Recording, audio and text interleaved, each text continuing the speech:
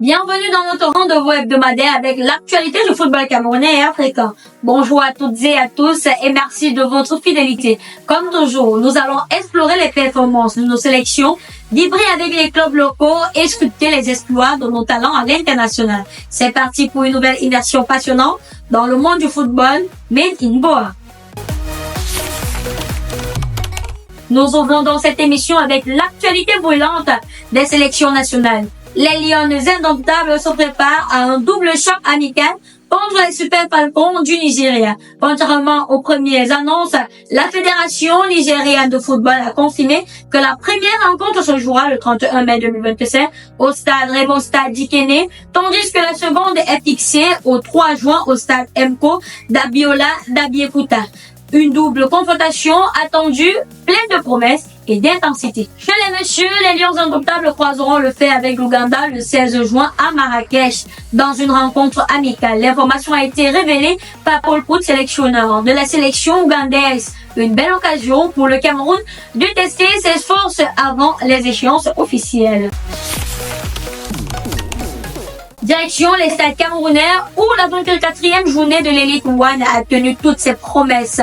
Stade Rena et Dynamo se sont quittés dos à dos, un but partout. Un match nul qui n'arrange pas vraiment la situation délicate de la Dynamo, même si ce point gagné lui permet de respirer un peu. Sur cette même pelouse, la colombe sportive du Djaï Loba s'est envolée grâce bien sûr à un succès de 2-1 contre le Canon de Yaoundé. Brissinjo et Bit ont brillé devant les yeux attentifs de Samuel Eto'o-Fils, présent en tribune. La colombe se rapproche étape après étape du sacre final. À Bouddha, c'est Bangoutos qui a surpris le public en tenant en échec Coton Sport de Garoua, un but partout. Un match solide pour les Mangwai Boys face bien sûr à un géant du Septentrion. Restons toujours dans les tribunes du football camerounais où nous avons reçu l'appel à l'aide d'un club en détresse. Mais tout n'est pas rose sur les terrains. À Bamenda, Yosa traverse une zone de turbulence confrontée à bien sûr à de graves difficultés financières et à l'absence persistance des subventions de l'État.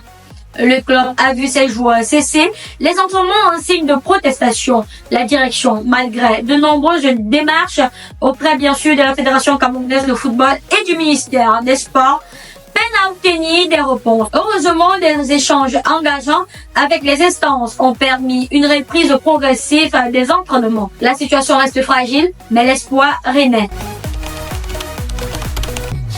Dans le football féminin, la bataille fait rage dans le haut du tableau. Après 18 journées, Tiwalis Fresh de la Laitier domine le classement des buteuses avec 17 réalisations, suivi de près par la vétérane Alice Flora Kameni du FC de Boloa, qui compte 12 buts. Viennent ensuite Ornella Molou de Vision Foot avec 9 buts, Christidane Messi de Jasper et Souterine Lema des Clés de Sac. Toutes deux combinent 7 buts. Des statistiques qui témoignent d'un championnat compétitif et spectaculaire.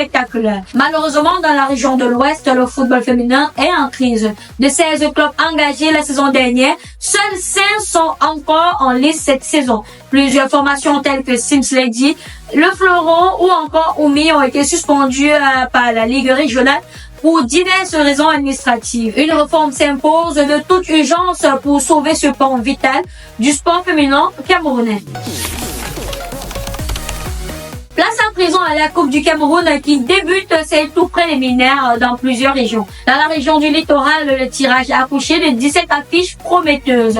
Galatier FA, exempté du premier tour, attend déjà son adversaire. Dans le centre, la compétition s'annonce déjà titanesque avec 132 clubs engagés et 67 matchs programmés. Les dirigeants veulent éviter les erreurs du passé et assurer une organisation fluide. À l'international et plus précisément à la FIFA, les grandes annonces s'enchaînent et dessinent l'avenir du football féminin mondial. Première grande nouvelle, le Brésil a été désigné pays hôte de la Coupe du monde féminine 2027. 13 ans après avoir organisé le mondial masculin, la terre du football vibrera cette fois au rythme des Lions, des Samba Girls et des grandes nations féminines. Autre décision historique dès 2031, la Coupe du monde féminine passera à 48 équipes. Un nouveau format inédit avec 12 groupes de 4 nations, plus de 100 matchs et surtout des opportunités accrues pour le continent africain. La révolution est en marche et elle s'annonce spectaculaire. Malheureusement, c'est pas une note de tristesse que nous poursuivons cette édition. La grande famille du football camerounais pleure l'un de ses plus illustres fils, Emmanuel Koundé. Légende incontestée du sport roi, s'étant le 16 mai dernier, laissant derrière lui un héritage profondément ancré dans l'histoire du football africain. Charismatique défenseur central, il a dignement représenté les Lions indomptables lors de 2 Coupes du Monde, à savoir 82 et 90. Il a également remporté 2 Coupes d'Afrique des Nations, celles de 84 et 88. Plus qu'un joueur, Koundé était un modèle de discipline, de courage et de patriotisme. Un lion ne meurt jamais, comme on le dit, il sommeille à jamais dans la légende. Notre rédaction réitère ses sincères condoléances à sa famille, à ses proches amis, qu'à toute bien sûr la communauté du football camerounais. Nous terminons cette émission avec notre rubrique Mboa Diaspora consacrée naturellement à nos héros de la diaspora. En Espagne, Etienne Eto'o a terminé meilleur buteur de son championnat avec 26 réalisations. Un sacre personnel qui démontre tout son potentiel. En Angleterre, Bryan Mbeumo fait partie des 8 nominés pour le titre de meilleur joueur de la saison en Premier League. Une reconnaissance méritée pour l'attaquant de Brentford.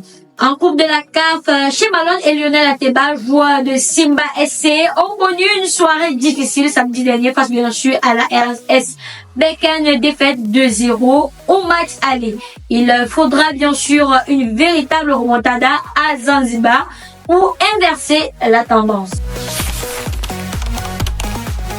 C'est ici que s'achève cette édition de notre revue hebdomadaire. Des joies, des drames, des exploits et des interrogations. Le football camerounais continue de nous faire vibrer semaine après semaine. Merci de nous avoir suivis. Restez donc connectés, informés et passionnés. À très bientôt pour une nouvelle immersion au cœur du Mboa Foot.